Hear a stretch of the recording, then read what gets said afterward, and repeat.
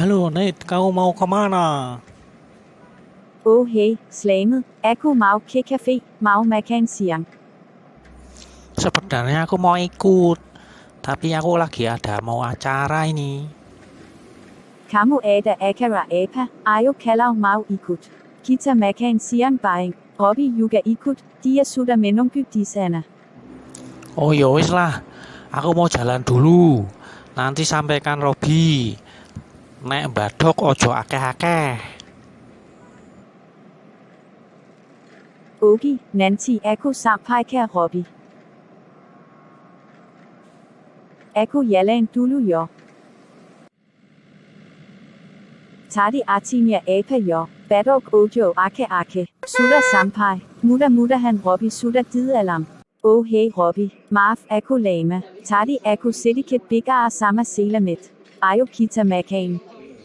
Oh hai Nate, enggak, aku baru sampai di sini, belum lama juga.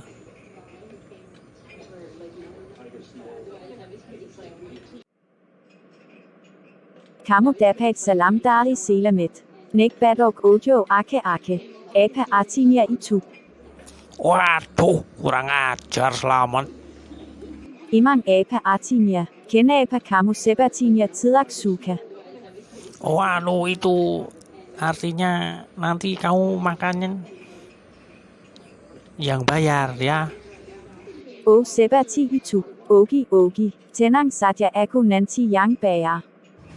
Nate, katanya kamu mau menjelaskan mengenai bad boy. Coba kamu jelasin bad boy itu apa. Oh, Ogi, saya jelaskan boyz. Dari penjelasan Dr. Wendy dari US. Dengarkan baik-baik ya.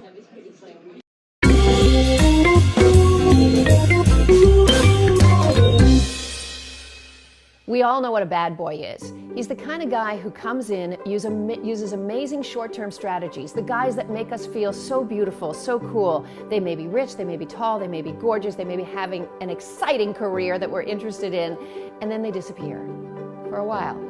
Weeks. And then they come back again and everything's back on. And they come and they go. They dance around conversations about commitment, and they really are not the kind of guys you're going to settle down and have a long-term relationship with. Although plenty of women hold the fantasy.